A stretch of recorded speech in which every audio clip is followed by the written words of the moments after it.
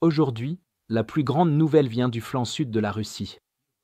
Ici, les forces russes ont été placées en état d'alerte maximale car l'Arménie et l'Azerbaïdjan, ennemis depuis des décennies de guerre, se préparent désormais à signer un accord de paix qui pourrait transformer leurs frontières contestées en une bouée de sauvetage commune pour la sécurité. Cet alignement soudain ne naît pas de l'amitié, mais de l'ennemi commun qu'est devenue la Russie. Récemment, les présidents de l'Azerbaïdjan et de l'Arménie se sont rencontrés à Washington, où ils ont signé un accord préliminaire qui pourrait servir de base à un accord de paix formel et définitif entre les deux nations.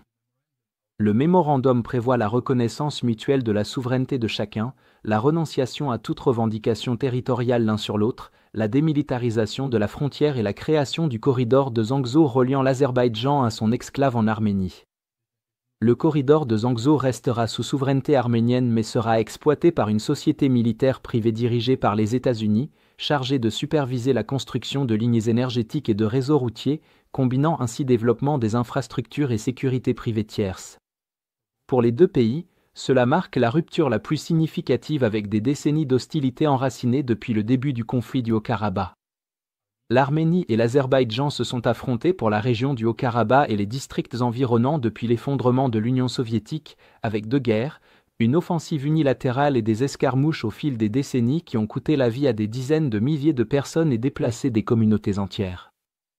Le différend portait sur le contrôle d'une enclave à majorité arménienne en Azerbaïdjan, qui a déclaré son indépendance en 1991, ainsi que sur un pont terrestre arménien avec la République séparatiste après sa victoire lors de la guerre du Haut-Karabakh en 1992. Les victoires de l'Azerbaïdjan en 2020 et 2023 ont ensuite mis fin à la présence militaire arménienne dans la région, dissolvant l'enclave et restituant tous les territoires au contrôle azerbaïdjanais.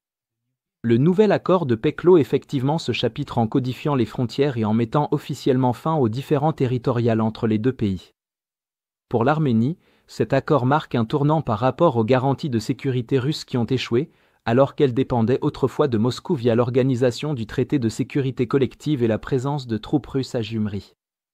L'Arménie a observé la passivité de la Russie lors des conflits de 2020 et 2023, incapable d'intervenir en raison de sa surextension et de l'épuisement de ses ressources à cause de la guerre en Ukraine.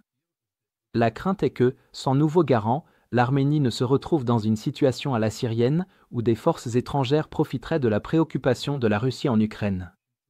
Avec des troupes russes déjà déployées dans la région, l'Arménie redoute également un scénario à la géorgienne, où les forces russes prendraient le contrôle direct de certaines zones pour maintenir le pays dans l'orbite de Moscou. En intégrant un corridor géré par les États-Unis dans le cadre de la paix, l'Arménie obtient une présence dissuasive et un intérêt économique occidental. Pour l'Azerbaïdjan, l'accord reflète la frustration face à la réticence de Moscou à le considérer comme un pays pleinement indépendant. Des responsables russes ont récemment remis en question la souveraineté de l'Azerbaïdjan, et des incidents tels que la frappe de missiles russes sur son ambassade à Kiev ou l'abattage d'avions azerbaïdjanais dans l'espace aérien russe ont renforcé la perception d'hostilité. L'Azerbaïdjan craint également un scénario à la géorgienne, où des troupes russes sont déjà stationnées le long de la frontière sous prétexte de maintien de la paix. En plaçant le corridor de Zangezur sous contrôle américain, l'Azerbaïdjan obtient à la fois une protection stratégique et un lien direct avec la Turquie et d'autres alliés. Globalement, les deux pays voient dans cet accord une voie vers l'indépendance militaire et économique vis-à-vis de Moscou, le corridor offrant des revenus de transit prévisibles, une intégration dans des réseaux commerciaux plus larges et des liens renforcés avec l'Occident.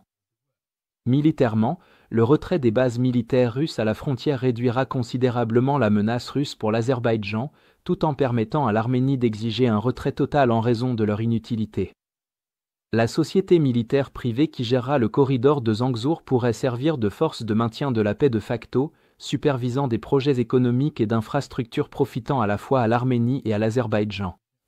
Cet axe crée un intérêt commun pour la stabilité, car toute perturbation nuirait aux économies et à la réputation des deux nations, tandis que les intérêts économiques occidentaux agiraient en pratique comme une garantie de sécurité contre toute opération militaire d'envergure menée par des forces extérieures.